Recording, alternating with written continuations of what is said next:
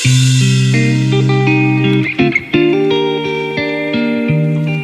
welcome everybody. Welcome. We have Des Stevens with us, and you go by Desiree now, right? But Either one works. Desiree is I, my poor name, and Des is what people call me because my name is spelled like desire. It gets a little confusing. yeah, I know. And I tell you, when people change their names, it throws my autistic brain for a loop because I'm like, oh my God, I can't make the switch. So I apologize. You guys call her Desiree or Des. But we're here live talking about medical intuition, how I discovered I was medical intuitive.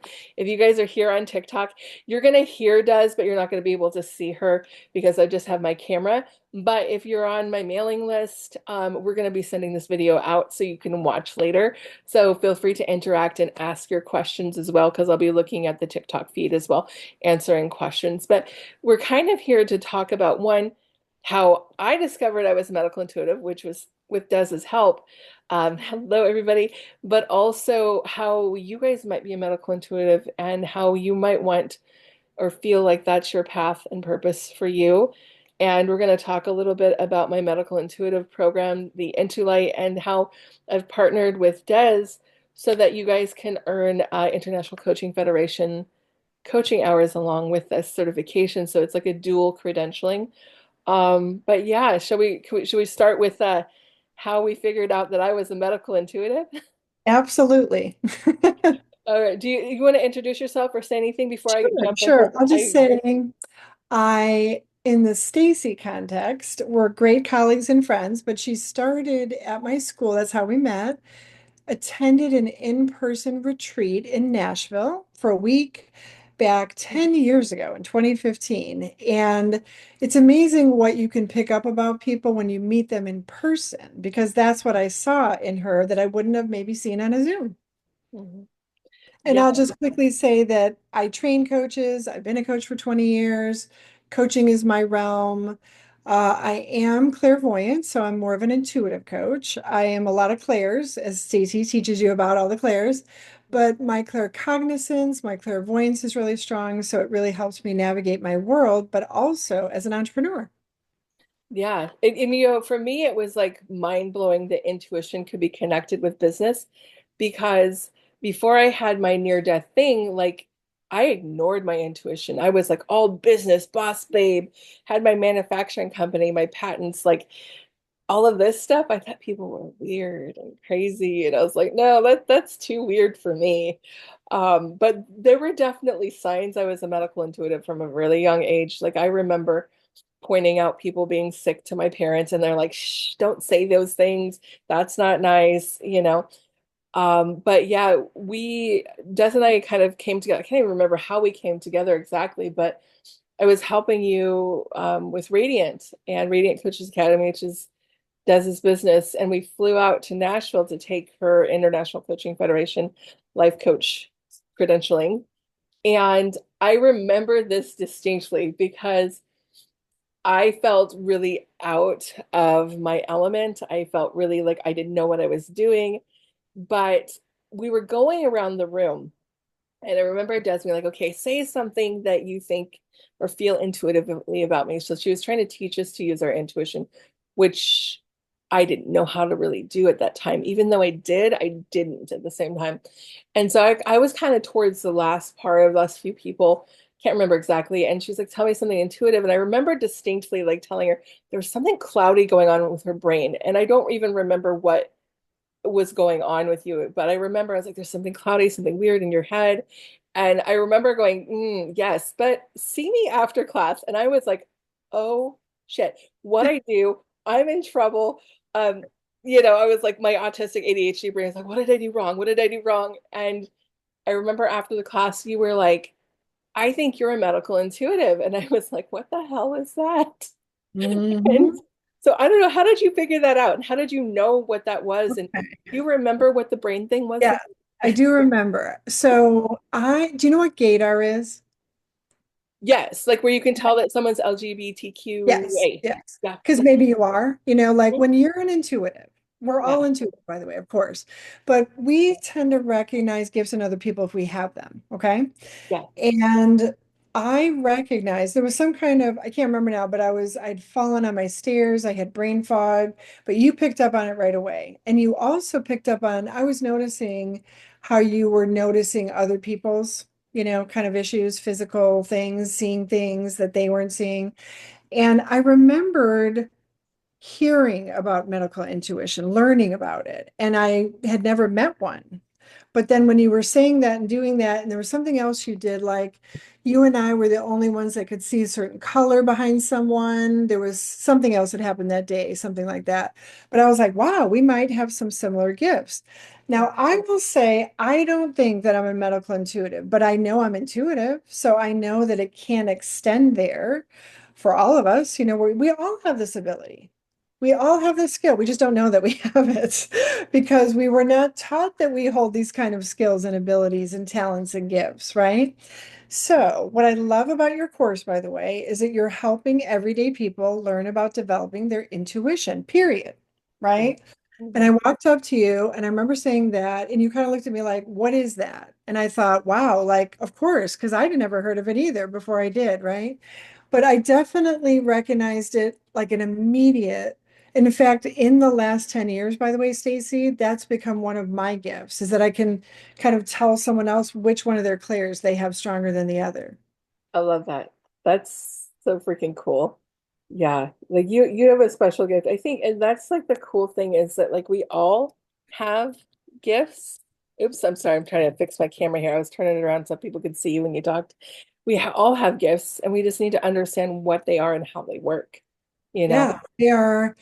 All of us have all of them. This is kind of, this course is my opinion, and I know you teach a Yeah. lot around this, but I think one of the things that we shy away from is if it's medical. We're like, oh, how dare we medically do anything, right? Doctors need to do medical things, right? Well, Mhm. yes, I mean, doctors do medical things, but I think it's kind of interesting that you were born in a medical family because all of you are kind of clinicians in a way, in your own right. Oh yeah, I actually tell a story. My dad, when he was in medical school, I was 8 or 9, and he would take me into the cadaver lab with him at medical school. Now, this would never fly now, but this is back in the 80s where they're like, what? You can take an 8-year-old into the cadaver lab? No problem, as long as she doesn't touch the bodies. Mhm. So, I yeah. my stepmother used to take me to her social worker clinics, and that wouldn't be allowed either too, but that made a huge impact on my life for empathy and compassion. Oh yeah, absolutely. And another thing, like I recently discovered, have you heard of the GATE program? I don't think so. Well, apparently there's this GATE program where back in the 80s, the government was actually testing on a bunch of kids with intuition and stuff. And I actually recently realized, hey, oh my God, I was in this program. Well, they must have seen something medical in me too, because they had me in a biology class where I was dissecting like cow parts and cow eyeballs in second grade, mind you, you know? So, I yeah. think I know what you're talking about. So I was born in 65. So Uh, little, different generation. I was born in Chicago. So I remember, they'd have like the gifted kids and the high IQ kids, and you get your IQ tested and all that. yeah. My IQ was pretty high. And it was like, uh-oh. My stepmother was like, uh-oh, because Mhm. she was a social worker working with parents that had high IQ children. Oh, And those high, now remember, this is intellectual testing, yeah. right? IQ is a quotient on your intellect, right? Yeah. Not your emotional intelligence, not your spiritual intelligence, right? But I Mhm. remember I took that basic test. It was high. I have a twin. There was a comparison. They're, oh, okay. Maybe she belongs over here. Maybe they belong over here, whatever. And I remember a 16-hour experience I had, 4 hours at a time, 4 days in a row. I believe it was Monday through Thursday. And I Mhm. remember them giving me things. Of course, they give me Rorschach, and, maybe puzzles to put together and photographs to interpret, things like that. But I Yeah. remember them saying, like, they would hold up like a card, like a playing card. They Hmm. would have me guess, like, is it a diamond? Is it a heart? Is it a club? And I'm thinking, Yeah. I was 10. I Right. was I was older than you, but I was like, why are they, like even it seemed strange to me that they were asking me stuff like that. So they were asking me about my intuition. Yeah. So you were in the GATE program too, girl. Didn't even know it. Now my Right. generation was gifted. We were Yeah. gifted. right? That's what they called us too, gifted, the talented and gifted, the tag program. I remember. Right. And it's that separation, they think, oh, Yeah. only those kids have a high IQ. Only so don't do this to yourself. If you're listening to this or watching it later, please do not think of yourself as less or more intuitive than anyone else. Very important. Some of us just know that we are, but we all are, right? Like it's an awareness that you might like, oh, like you remember that you are, or that you just, it's not a discovery, it's more like a recovery, right? You remember. Yes. That's what I tell people. I'm like, people are like, oh my God, you're like this amazing medical intuitive. Like, I can telepathically communicate with autistic kids and all of this stuff. They're like, you are so cool. And I'm like, not really. I just learned how to listen again, right? I learned to trust my intuition again, where that's been stripped away from us through many different means, through adults saying, "Oh no, you're not right. Don't trust your intuition." Or people being, "Oh no, that only happens in the movies. That's not real." Or with medical intuition, only doctors are allowed to do that. And I think I want to touch on what medical intuition is and what it isn't, because a lot of people think medical intuitives are over here playing doctor, and that's actually not what we're doing. And I was actually apparently I get studied a lot because I was a part of another study with a university in California where they studied 150 medical intuitives.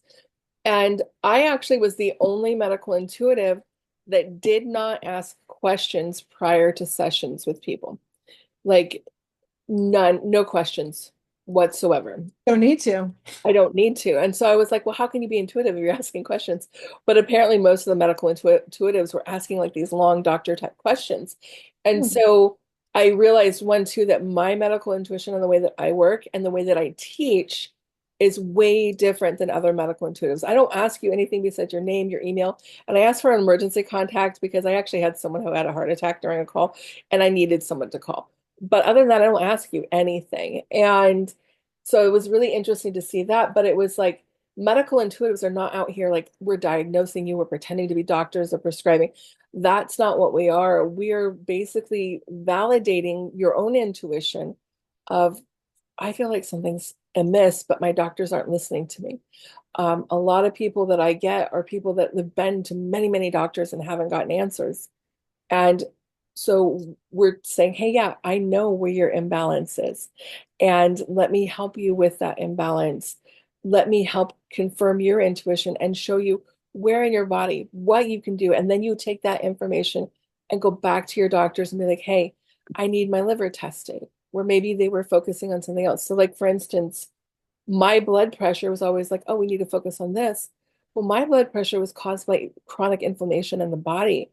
And so my heart tests, my kidney tests, my vascular tests all came back normal. So they're like, we don't know why. And I'm like, no, we need to know why so I can fix it.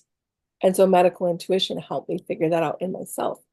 And that's the Yeah. same thing with clients. So yeah, we're not diagnosing Medicine, it. think about medicine, that word medicine for a second, because you could call this biological intuition, physical intuition, physiological intuition, right? That word, just think of it as intuition. But it's medical in nature because you can sense things about your own body. You can sense things about other people's bodies. We listen with our body. We're Yeah. not listening just with our ears, just with our heart. And I think I remember going to a thermography appointment one day. Mhm. And I had never been there. So they explained to me that I'd be, standing in a room, and this was an alternative to a mammogram kind of Yeah. concept. Like instead of getting radiation, I'm going to get a heat lamp, screening of sorts, going to show me if there's heat in my body, thermography.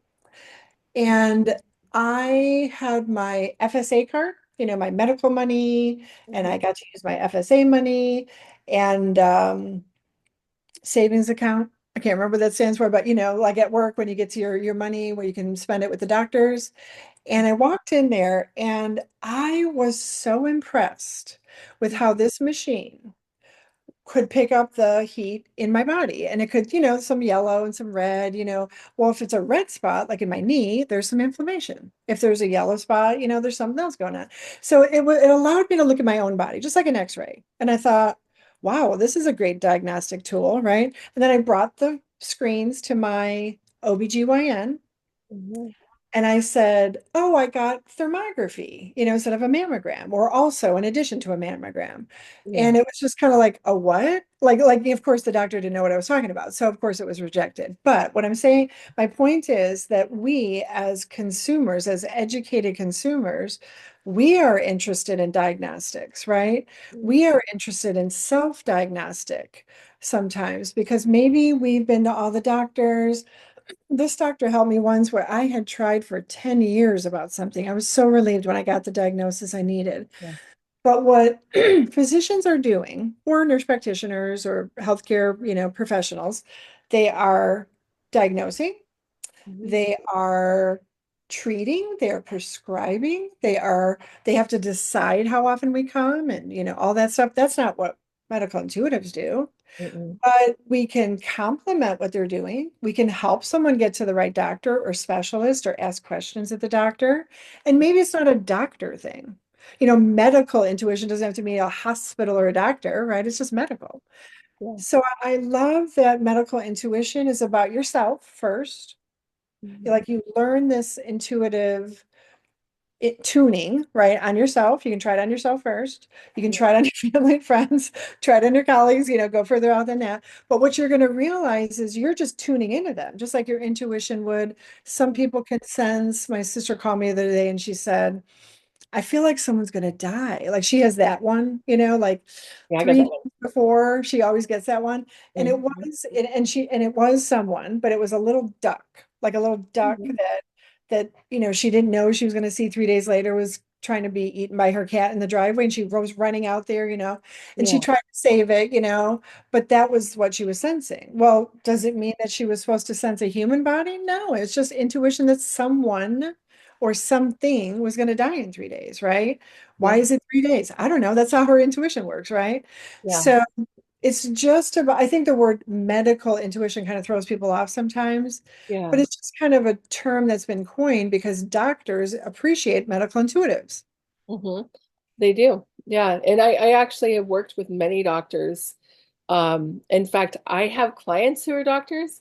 I have people who've taken my Intuit Medical Intuitive course that are doctors and nurses because it helps them with diagnostics because a lot of the medical system now is training people to trust testing only and not intuition, right? And it's the intuition that helps them. Like my dad's a medical intuitive. He'll never tell you he is. He's also a doctor. And I remember asking him once, like, how do you know and how are you so good with your patients? And he goes, I know before I look at a test result, before I look at anything, what is wrong with my patients. I can see it, smell it, feel it right when they come in the door. And I remember once saying, oh, you're psychic, medical psychic. And he's like, no, I'm not. And I'm like, Mhm. okay. Okay, Dad. Have you ever heard of dog smelling cancer? Have you heard about this? Oh yeah, I can smell cancer too. It's Yeah. not a Well, fun smell. why is it weird that we can smell it? People are like, well, dogs, like to them, it makes sense if a dog can do it, but not if a human can do it. And I will say that's part of our conditioning. How dare we know anything about ourselves? Mhm. We should know who we are, right? So I think that the conditioning needs to kind of unravel a little bit, that that kind of like learning, then unlearning, then relearning. And part of that is when you strip everything away. It's just you and your intuition. It's Mhm. not your conditioning now. It's not your indoctrination now. Yeah. And that's why you can trust it. That's how you know it's real because it doesn't betray you, Yeah. doesn't confuse you. Like you can feel goosebumps. Everyone can feel goosebumps. You Yeah. can't not feel goosebumps. Right. Try to not yawn. Try to not sneeze. I Try to know. not feel goosebumps. You tell me not to yawn, and then I yawn. And I have The Arjun, power of suggestion. right? And I have someone in the comments that says, like, I'm a physical therapist. I always trusted my patient's intuition. And that's it. And, and people are saying, oh, I need to book a call with you, which, by the way, you totally book a call with me. But also, maybe you need to become a medical intuitive yourself because I always tell people, like, your intuition's the best intuition. And so many times my clients come to me like, I knew that. I knew that. I tried to tell my doctor and they didn't listen to me. And I'm like, then you need to trust that, right? And people are talking about the lipstick NYX. by the way, lingerie. Like, give it to me. Give me the color. Right? Okay, I so don't even tell me, know. Stacey, when you have been a patient, like let's just maybe not the Vegas incident, but just being in the Yeah. hospital, okay? Because I know you've been in the hospital because you have a lot of babies, but let's just Yeah. say you're in the hospital, right? Yeah. So what you know yourself better than anyone possibly could, Yeah. okay? Only Stacey knows Stacey at 100%. The doctor, the nurse, the resident, whoever else is there can ask you questions and give you tests and figure things out, whatever, but they're Yeah. not you, okay? Yeah. So can you think of an example of when you were a patient and no one was understanding what was happening and you were probably figuring out better than they were? And like, what did that feel like to you? Did you feel disempowered? Did you like, what did you feel in those moments when they were like, well, we can't figure out what's wrong? And you're like, well, I think I know what's wrong, but I'm not sure. Yeah. Well, I know last year I was in the hospital for 4 days and, I was having a lot of blood pressure spikes. They're asking if you're the muscle test lady. So I'm going to just reintroduce you again because I'm holding my camera so they can see you. This is Des Stevens from Radiant Coaches Academy. She's who discovered I was a medical intuitive. And she's co-hosting a medical intuitive course with me. So we're kind of talking about that. This was last year. And I remember I was just having so many issues with blood pressure spikes and my blood pressure would get out of control high when we were talking like 200 over like 110 levels, like really high. And I would tell them like this only happens like in my home, that I think it's an allergic reaction. I think I'm reacting to mold. And the doctor's like, no, no, no, no, this isn't it. They're like, you're fat, so you need to lose weight. And that was the most frustrating thing. Oh, you're fat, lose weight. Yes, I know I'm fat. Thank you. I'm trying to lose weight. It's not as easy as you think it is. I eat extremely healthy. Like, I mean, I don't drink soda. I don't eat You know junk why they didn't, why they said that? Because they don't know why your cells are holding the fat. They didn't learn food. that in medical school. Right? But through medical intuitiveness, I know why spiritually I'm holding it. I know that the stomach weight, especially the lower stomach weight, is for sexual trauma. I know the bingo wings are because I felt like I always have to fight against the world, right? Where you gain your weight tells you why. But anyways, I was in this hospital for like 4 days and they're doing all these tests and they're like, we can't find anything wrong. We want to do a nuclear stress test, which by the way, my intuition was like, don't do this test. And I was like, no, no, doctor said I have to. I'm going to do it. I'm not going to be a bad patient. Is that And what they stick that stuff in your veins, that crazy liquid? Ooh, yeah, and so it basically stimulates exercise in your body, and they can see how your heart responds to exercise. Well, I had allergic reaction to it. My blood pressure, I can't remember what it was. It was like 220 over like 120. They said I broke the hospital record for the highest blood pressure without incident. Um, wow. And I was like, yeah, I tried to tell you guys I react to things. I tried to tell you guys I'm allergic. And then they came back and they said, you know what? You have the heart of a 20-year-old. Nothing's wrong with your heart. Nothing's wrong with your vascular system. We don't know why you have high blood pressure. And I was like, I'm telling you, it's the fucking mold in my house. Right. And lo and behold, later on, I was in the ER again.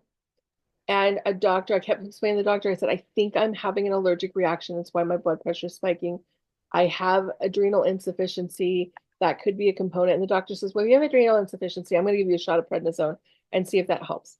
They gave me a shot of prednisone and my blood pressure went to normal. Wow. And this is an atypical result, Information. right? This is, and it's not normal for prednisone. Usually it'll make your heart rate go up and your blood pressure will go up, but it made mine go down. And we discovered that I had an atypical anaphylactic reaction. Wow. Are you the kind of person that if you take Benadryl, you get sleep, the opposite of sleepy? Most people get sleepy. I do not get sleepy, and I actually had an allergic reaction to it, and I can no I'm the longer same sleep. way. It's Yeah, like that's why we have to listen to our bodies, why we have to listen to our yeah. intuition, because our body doesn't always tell us right away.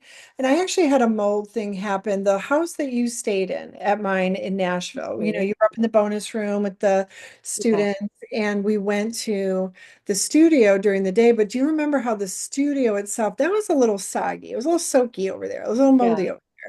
And then I remember I would travel out of the country doing my retreats. I would come back, I would get sick. I would travel, go to Yeah. Honduras, I would be healthy. I'd come home, I'd be sick. I'd travel to, Prague, I'd come home, I'd get sick. And I thought, what is making me sick at my house, you know? Right. So that was kind of more of an epidemiological analysis. Like, okay, well, something's making me sick here, so let's look at the here. So we Right. looked at the underside of the house. Unfortunately, we did find some black mold. It was underneath my bathroom. And it was, like a Jack and Jill, and my son was on one side, and my hubby and I were on the other side, and the Mhm. the bathroom's in the middle. And so the mold that was found, Mhm. the it was chronic, it was like bronchitis, happening for me. Yeah. Like I would get bronchitis, I would get sick, I would, whatever. And then my son would get sick and my husband would get sick. So of Yeah. course, this explained all those things. But then Mhm. it was a realization that my mother-in-law, who Yeah. bought the house, actually knew about the black mold. So actually later she was diagnosed with Munchausen by proxy. So we had a lot of things going on in that house. But boy, I could have used a medical intuitive. Or even just think about an intuitive coach for a second. If Yeah. you hired an intuitive coach, well, what's the difference? If you hire a medical intuitive, it's kind of the same thing. But it's about your body. It's about your Yeah. medical issues or your bodily functions. Yeah. And it's I think really cool too is that like the people who've graduated from my medical intuition course, they all do different kinds. Like I have animal medical intuitives, right?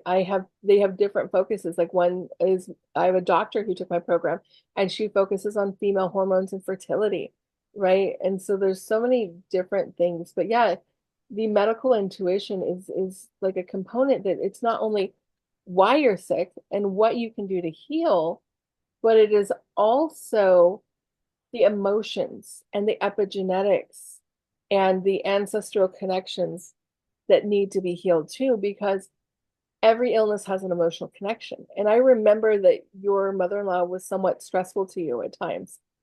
And one of the things that I've learned very recently at a very higher level is that if we're stressed and our nervous system is stressed, we can't detox the hormones, the histamines. And so this is why we get sick with mold exposure, why we get sick with other things, because our body is in fight or flight. It's in that self-preservation from the stress, and we can't get out of it. And so our bodies start to fail. And so if we learn why is the body failing? And these are things that I ask now. Like when I knew you 10 years ago, I didn't know what to ask, right? But now, like 10 years later, like I know, like, is it environment? Is it emotional? What's connecting? And these are all things that I teach in the course of like not only what's going on, where the imbalances are, but why. And we Yeah. take them down to a very deep level of even understanding like who does this belong to? How much of it is yours? How much of it is your parents, your grandparents, your ancestors, your generational stuff? We can test medications and allergies. Like, I have a client who has lymphoma, and she's like, I am looking at these treatments with my doctor. Which treatment resonates best with my body? And we were able to rank them in best order. So then she could go back to her doctor and say, I want to try the immunotherapy first, and I want to try this second and that third, because the doctor had said, hey, you have three options. Which ones do you want to do? So it's not just like, hey, what's all this stuff, but like, what treatment's going to work better for me? Yes, it's that overwhelm that you might feel when you are diagnosed with something or you get something back, like, cancer after a remission. You're just thinking like, maybe I can try something else. I think about Dr. Axe when you were just saying that because Yeah, he is someone who went to chiropractic school. His mother had cancer. She had a really rough time with it, allopathic care and yeah, he graduated and learned a lot of holistic, remedies. And of course, chiropractors are a more holistic physician. yeah, And cover treating not just the body, right? yeah, And his mom got cancer again. And he went to her and he said, I might be remembering some of the details, incorrectly here, but for the most part, this is what happened. He goes to his mom because she had a recurrence of cancer and said, will you allow me to teach you what I've learned? And maybe we can complement your allopathic care with holistic care?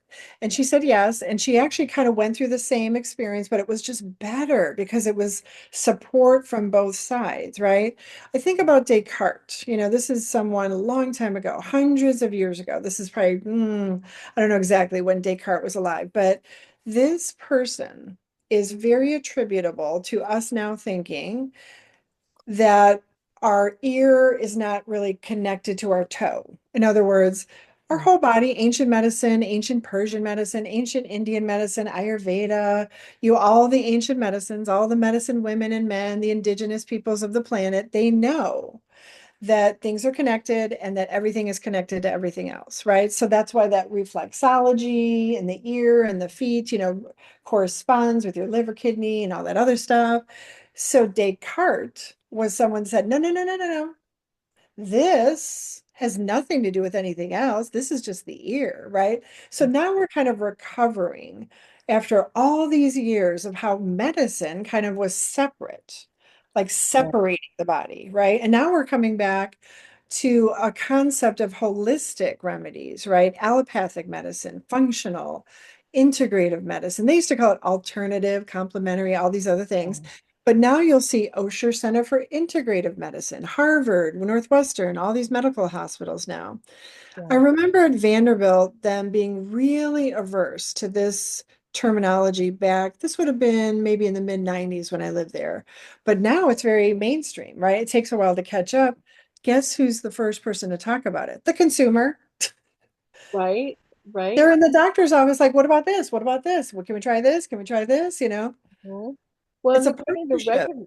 Oh, sorry for interrupting. I was going to say it's a partnership, though. It's not them being the expert. This whole patient doctor separation, we should think of it more like a co-creation. We're not a medical doctor, but we know our body better than anyone else could. Yeah. No, absolutely. And I remember actually distinctly when my son was shot a couple years ago, and we were actually supposed to be doing our retreat in Scottsdale at the time, and I didn't make it for obvious reasons. But I remember he had significant swelling because he was shot in the face, with significant swelling of the brain, the face, the neck.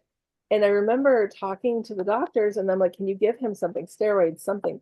Because we need to get the swelling down. And they're like, there's nothing we can give him right now because of what his injuries are. And the doctor who was there it wasn't normally a doctor that was there. He was actually from the University of Arizona, and which is in Tucson, usually 2 hours away. And he was there for some stent. I can't remember what. But I asked him, I said, can I have permission to give my son homeopathics? And he's like, oh my God, yeah, we have this doctor who's studying at the University of Arizona, and I know this won't interact with anything you're doing, so try it and see what happens.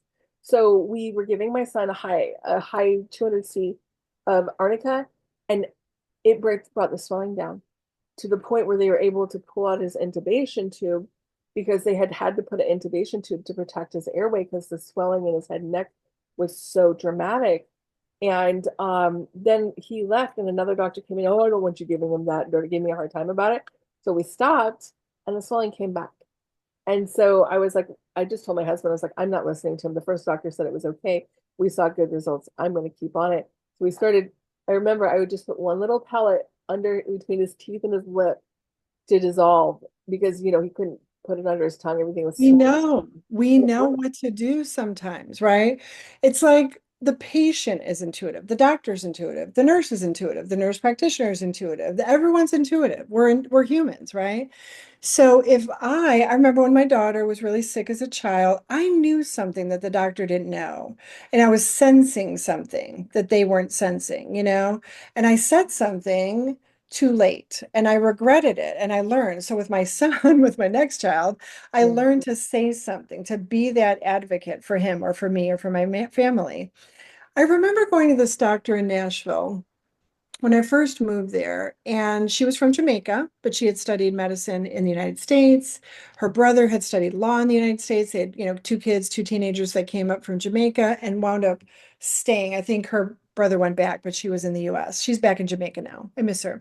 But her name was Dr. Ba, Dr. Dania Ba, and she did Reiki on her patients. She was not just an MD, but she had also studied with Dr. Weil. She had holistic, accreditations or whatever those are called. And She would walk into a room, like an exam room. I was the holistic coach, by the way, that worked there. There'd be Yeah. a psychologist, a coach, a nurse practitioner, an MD, all the people, were all there and, available for services. And she would walk into the room, like I would be there with the nurse practitioner. She'd walk in the room to do a diagnosis or a consult. And as soon as she walked in the room, I could tell that she knew what was going on with the patient before she even touched them, before she even looked at them. And this one guy had diverticulitis. I don't know how to say that. Oh, Diverticulitis. diverticulitis. Diverticulitis. Thank Yes. you. So that's what he had. But I didn't know what that was. I don't even know how to pronounce it clearly. But I'm just standing there, and Dr. Ball had been interviewed by the newspaper locally because she was doing Reiki. They were taking photos and stuff, and she's scanning her hands above his body, and she said something about his diverticulitis. And Yeah. he said, "How did you know I have diverticulitis?" or something like that. And she said, "Oh, I'm sorry. Like, is that in your chart?" And it wasn't in the chart. Okay. Uh-oh. So then the reporter that well, actually it was a photographer, it was like a newspaper photographer after the reporter had come and was just taking photos. And even the photographer was like, "Yeah, how did you know that?" And she was like, "Well, because I'm using my intuition." Like she was confident in saying that, and I was like, Yeah. "Oh." Like I didn't realize that's what she was doing in her diagnosis in part, right? She hadn't even touched him and she said that already. So then it was like, oh, maybe a lot of medical providers are doing that unknowingly. Because I remember being in California, I was 19. I was healthy. I was strong. I was a dance major. I was in my sophomore year of college. And I remember this so distinctly because it was the 1984 Olympics. And I'm holding a big glass of ice water. I pick it up from the coffee table. I'm living in Los Angeles, and my arm just starts like shaking because I couldn't hold it, I guess. And I was just like looking at it. And I said to my boyfriend, like, whoa, look at that. That's the last thing I remember. The next thing I remember, I wake up in the ER at UCLA and there's a resident there, a hematology I can't remember what they call it. Hematology. Yeah. Thank you. Hematologist. And he said, do you have anemia or something like that? And I was like I was kind of like, what? And I was like, yes, because my mom and my mom's side of the family have this very intense anemia. And I said, yeah, I said, you can't tell because I have a tan right now. But yes, I'm normally pale and all that. And he said, well, did you know that you have a very rare kind of anemia? And I was like, what? And he said, I think we need to test for it. But he was asking me about my anemia. I don't even know why. He hadn't tested my blood yet. But we tested my blood, and it's called pyridoxine responsive anemia. It's very rare. He said, are you from the Mediterranean? And I said, well, my body's French and Dutch and Irish. I mean, not Irish, Yeah. Norwegian and Native American. I didn't know that at the time, but I knew the French and Dutch at the time. And he said, well, yeah, it could be the French in you, because this tends to be a Mediterranean strain. So I was like fascinated that they were able to diagnose in part before even giving me a blood test. And the blood test just confirmed what the intuition or sensation was. So that's why when you hear a diagnosis, you finally get the one you've been waiting for, or the one you need, or the one you want. And it's such a relief, whether it's true or not, because it feels like, oh my gosh, like I can understand it now. I can explain it now, right? So I do think a lot of medical professionals already are doing this, not realizing they're doing it, Yeah. getting to that diagnosis and that dosing and all that other stuff. Yeah. It's the same with my dad. My dad's like I know he is, but he'd never admit it. And I think, well, I know this for a fact, over 100 years ago, intuition was a big part of medicine. We had eclectic practitioners and naturopathic and homeopathic practitioners. And then you see the big corporations, The AMA. the AMA, the Dow Corporation, and all these corporations that took away the different kinds of stuff. But also, what a lot of people don't realize is that science originally started to validate the connection between the spiritual and the physical, right? And then for some reason, they pulled that away. And if you look at an allopathic medical doctor's sign, it is the staff with one snake around it. But the naturopathic one is the staff with two snakes because it's the kundalini and the balance. And a lot of people don't understand that and realize that, a part of medicine has been stolen from them and that we have the opportunity to really have a balanced health thing. And and I tell people all the time, like, I have pharmaceuticals I take. I also have herbs that I take and supplements that I take and mind body stuff that I take. And I just went to my naturopath and I got biopuncture, which is acupuncture, but it's injectable homeopathic. So they inject into acupuncture points. And and people don't realize homeopathics are like, oh, that's snake oil. No, homeopathics are an FDA approved drug, and they are actually the first FDA approved drug that the FDA ever approved, right? So these things are taken away and missed, and I think medical intuitives can help bridge between both worlds and be like, Yeah, oh, because we're not in pharmaceuticals, we're not in medicine, we're not a hospital agency of any kind, right? Now, yeah, I do remember, there's an interesting, medical intuition. That term makes it sound like you have to be in the medical field. Of course you don't. But it helps with medical issues if you think about it that way, right?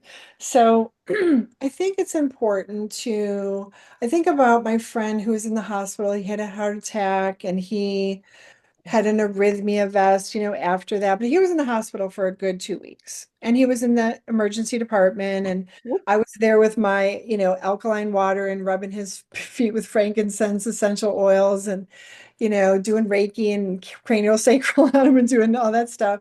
And the yeah, doctors would come in. This was a Swedish hospital, famous for their food. They had organic food, yeah, flown in salmon from Norway. Oh, no, I'm sorry. Well, it's actually from Norway, probably, but it was a Swedish hospital. It's called uh-huh, Swedish Covenant Hospital in Chicago. They're literally famous for their food, like their mhm, organic salads and all the salmon they fly in. And my friend, who I was helping, would send me to Whole Foods and he'd say, "Oh, go get me some of that goji berry ice cream," when he would wake up. But he would wake up briefly, say something, go back to sleep. And then he would wake up and then he'd say something, go back to sleep. And every time he woke up, the doctor, if they were there, or the nurse, if they were there, they would say, whatever you're doing, keep doing it because you're alive and you shouldn't be alive right now. And he yeah, had this, um, he had some stents put in, and it was a very scary day. Like if he hadn't gone to the hospital, he would have died. But he didn't know he was having a heart attack at the time. So I think it's really interesting that consumers are very savvy. So we are bringing our essential oils and our homeopathic tinctures, in with us, with our doctor's appointments. And just think about the state of Tennessee for a second, because that's where I lived and learned this.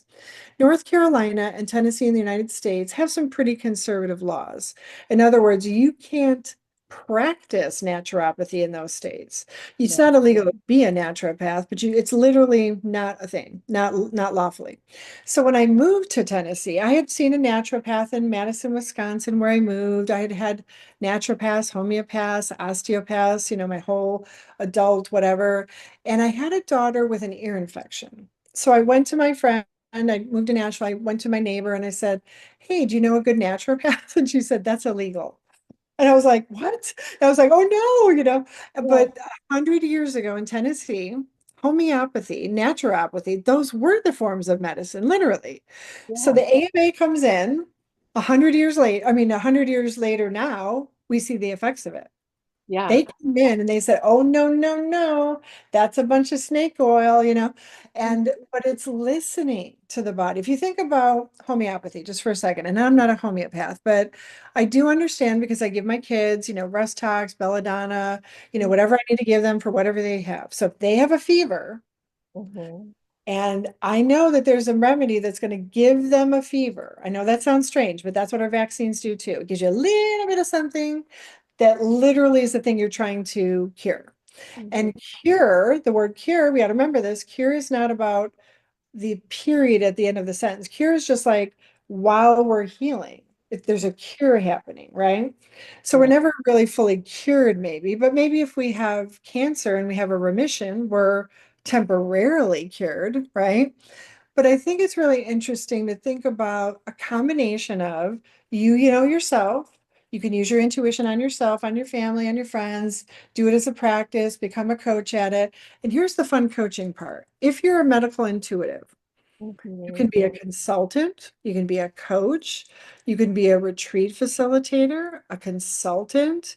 There's a lot you can do with it. You can be an author, speaker, all this stuff too. It's not like you're going to work at a medical office, but you could do that. Mhm. Yeah, you It's could. not like you're going to only do, consults over Zoom, but you could do that. And there's a lot of options, a lot of options.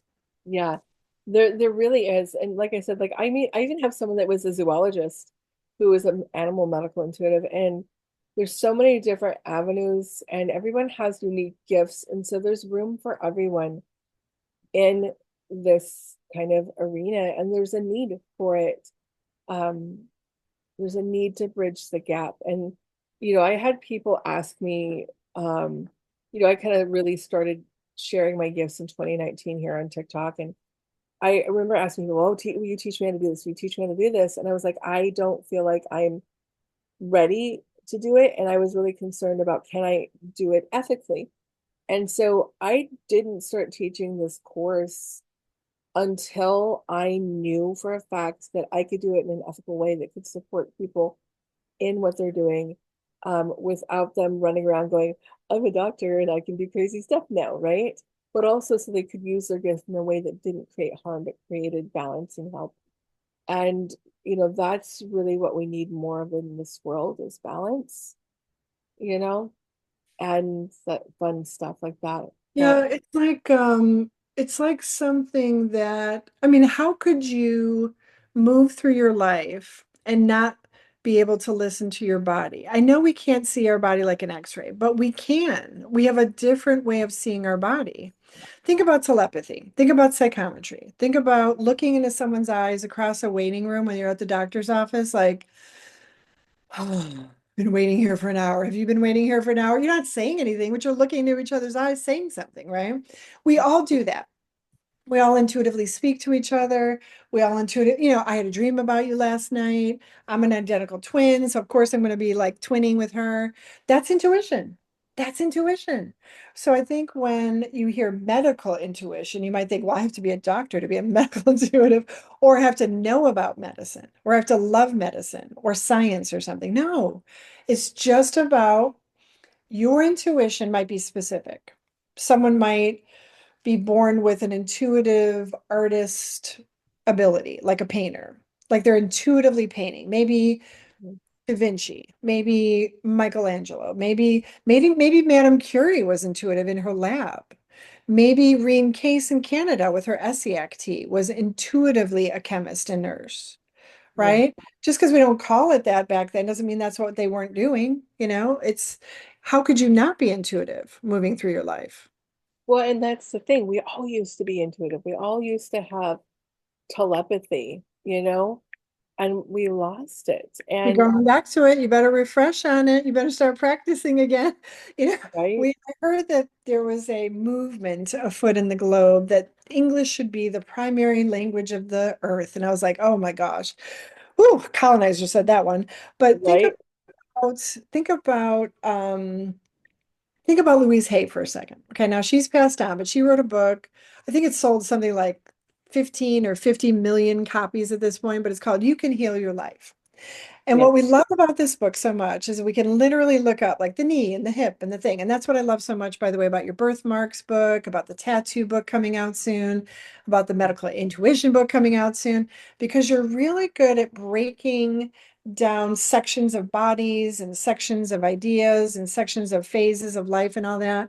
And you literally can go to the page. It's like right knee, left neck, And so if yeah, you look up on the book for Louise Hay and be like, okay, if I have an injury on my left side, that might mean, my feminine, and maybe I'm having trouble receiving, if it's on my right side, it might be I'm taking action and I'm feeling weird about it, whatever, left and right. Then there's that midline, and then there's specifically the body parts. I yeah, remember falling right before you came to that retreat in Tennessee where our elder, Strongheart Bear, was facilitating. It was yeah. called the Mid-South Shamanic Gathering. It was January 2016. I remember this so vividly. And the day that I was going to set up, I tripped. It was so bad. It was one of those like, oh no, like as you're falling, you're realizing how bad the fall is. And no broken bones. That was the good news. But it was so bad that I couldn't speak for about 20 minutes. Like it was like that, and I walked, it was in my front steps, bringing too many groceries in, must take that in one trip kind of trip. And Mhm. I fell and I scraped the entire right side of my body all the way up the stairs, the aggregate stairs. I go walking into my bathroom, the moldy bathroom, and I'm leaning down to my sink.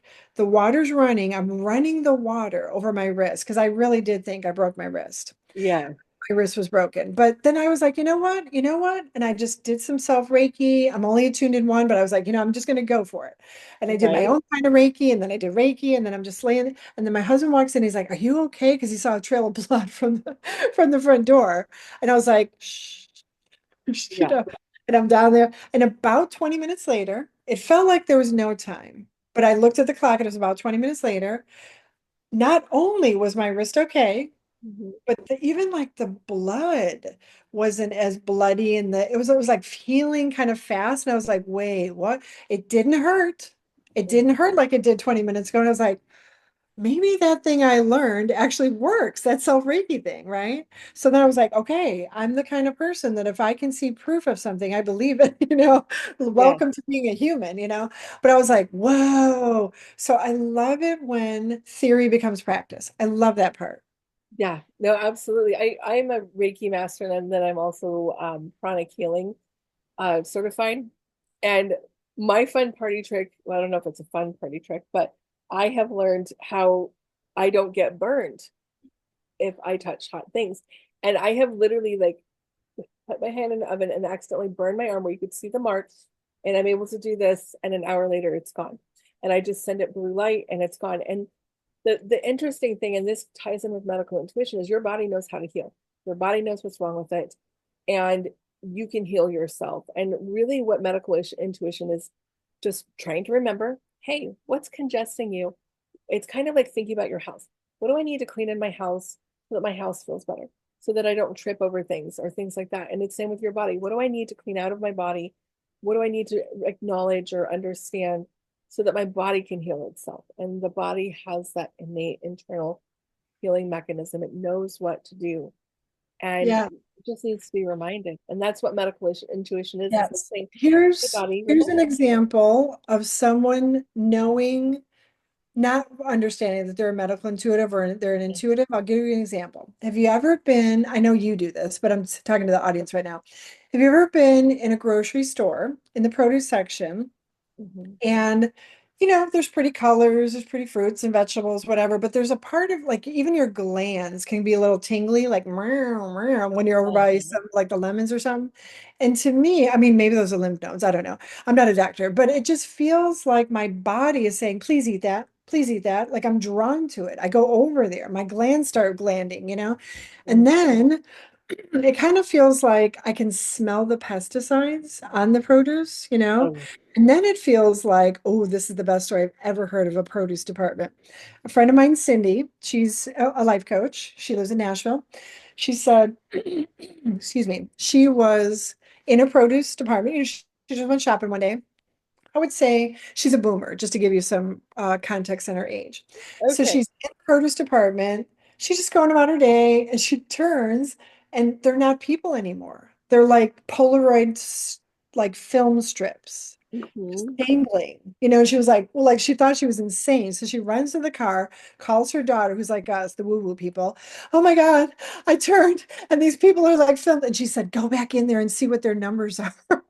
So she goes running back in there to look at the number on the side of the film strip that's just like hanging there, dangling there instead of a person.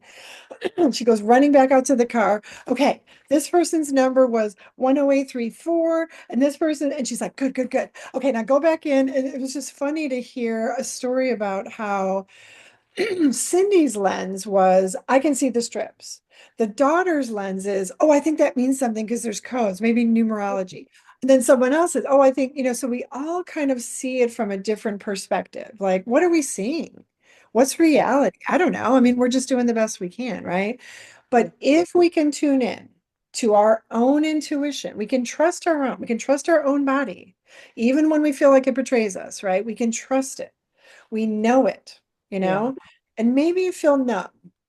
And maybe that means you're not feeling something, but also you're feeling something because you're not feeling it, right? You're knowing that you're not feeling it, right? But that information is so important to move forward in your life, right? Go to Mhm. your doctor, go to Walgreens and get the thing you need, like the arnica gel, or not. Maybe we need surgery. Maybe we need to go to see the doctor. Maybe we need to go to an indigenous medicine woman. Maybe we need to go to ourselves. Maybe we need to go to a medical intuitive. There's a lot of options. Yeah, and I actually heard a really interesting story yesterday. I don't even remember where I heard it. But there is this woman who was not woo-woo at all. And she was just like a normal, regular, everyday person. And she started hearing voices. And this voice was really distinct. And it was like, you need to go get your brain scanned. And so she went to the doctor and she's like, I'm hearing this voice. It says I need to get my brain scanned. And the doctor's like, girl, you're crazy. Like, no. And she ended up like ignoring it for 6 months, going to Hawaii, I think. And again, she hears this voice. You need to go to this specific hospital and go in and ask them for a brain scan. And so she went into the specific hospital. She goes, I know I'm sounding crazy, but I'm hearing this voice in my head. It says, I need a scan on my brain. And the doctor's like, no, dude, we're like, no. And she's like, please just give me a CT scan. I got insurance. Just do it. So the doctor's like, fine, whatever. Let's just do this. They did a brain scan. They found that she had a tumor, and the voice said, you need to get surgery. And the doctors confirmed she needed to get surgery. She got surgery. And then the last thing she heard from this voice, and she never heard it again, the voice said, thank you for allowing me to help you. And she never heard the voice again. Could have been an ancestor, could have Yeah. been an angel. Who knows? This is the point. Literally, if you were an ancestor, wouldn't you be doing that for Oh, your yeah. people? Of course you would. Wouldn't you be doing that for just a fellow anybody? Because you care. So I heard about a medical doctor retreat that was in the Nashville area. It was at Big East Fork, where I know you've been there. And it was just a bunch of physicians that flew in from around the world, had a beautiful time together, and they were talking about healing that needs to happen in the medical community because it is so diagnostic, it is so transactional, it's lost its whatever. And they were trying to bring like the heart back into it, the science of spirit, the spirit of science. And this one physician, she was an oncologist. She said, I was a doctor. I was an acclaimed, oncologist. I won all these awards. I was, recognized for whatever. And then I had this dream. One night, she was a pediatric oncologist. So you can imagine what kind of, I don't know, saint she might have had to been to be, in that field.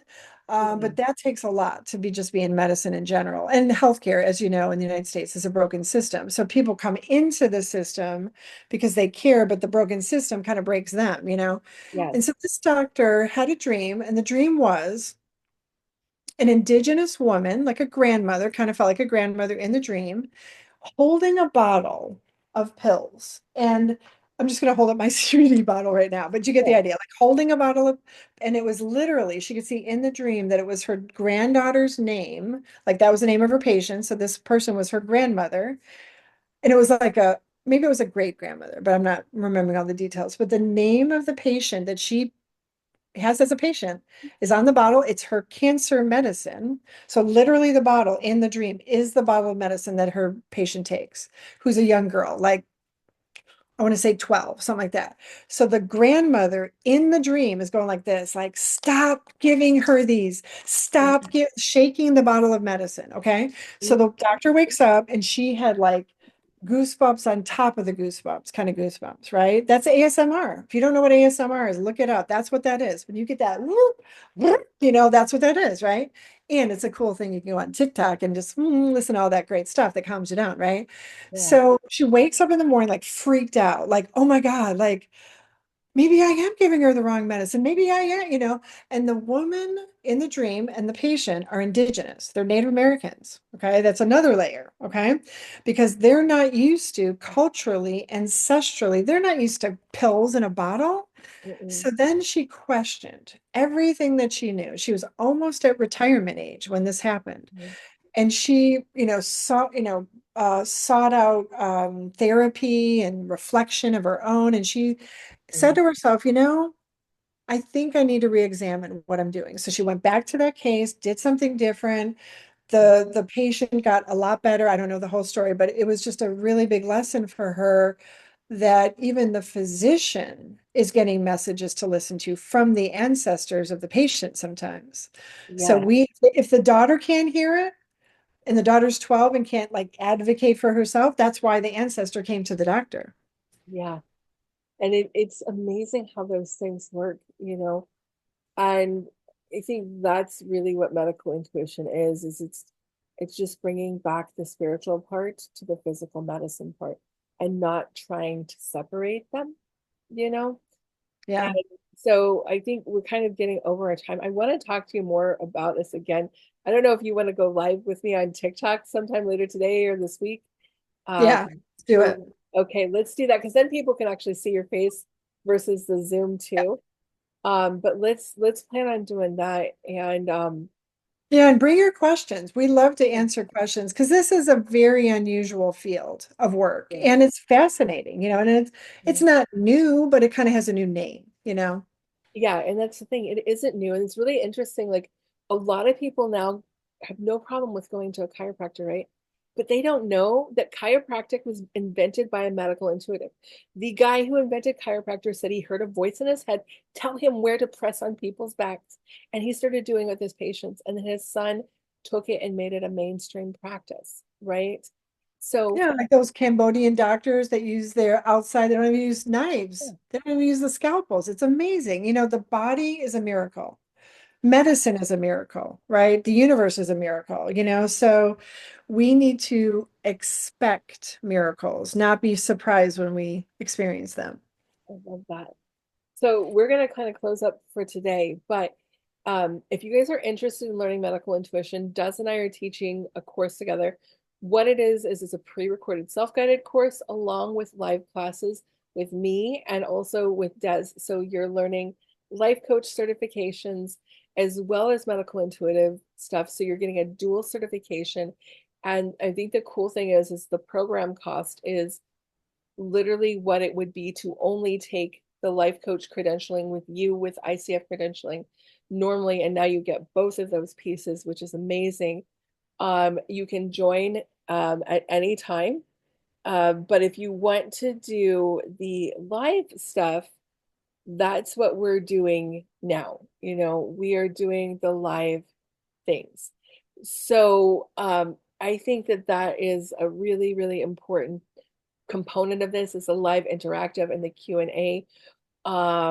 If you want to learn this, you go to my website, spiritfluent.com, look up under certifications, you'll see the Interlight program. Up until midnight today, we have a discount of $1,500 off the program using the code Interlight 2025 that you can sign up with. If you have trouble, just email me. We have payment plans. We even have a couple scholarship options. Not, I think we just gave away a scholarship. We've had like 22 people that have taken this course. So this is a really awesome thing. And if you still have questions, you're not quite ready, you can always email me or Des. There's information on the site. We're gonna go live together again here. We'll try to figure something out and then when we're gonna do it, answer more questions. And then of course we have my medical intuitive book that's coming out, Discovering Medical Intuition, that if you're a part of this program, you're gonna get a free digital copy of that book too.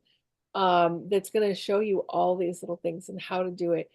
So there's a lot of cool stuff. And if you're like, hey, I'm not ready to commit to a course like that, start with the book, right? Because the book will come out June 6th. So thank you, Des, for being here and being a part of everything that we have. One And of my favorite subjects. I had so much fun. All right, and we'll talk about more of this later. And yeah, thank you. And we'll Bye for now, bye for everyone. now. Everybody have a wonderful day. Bye.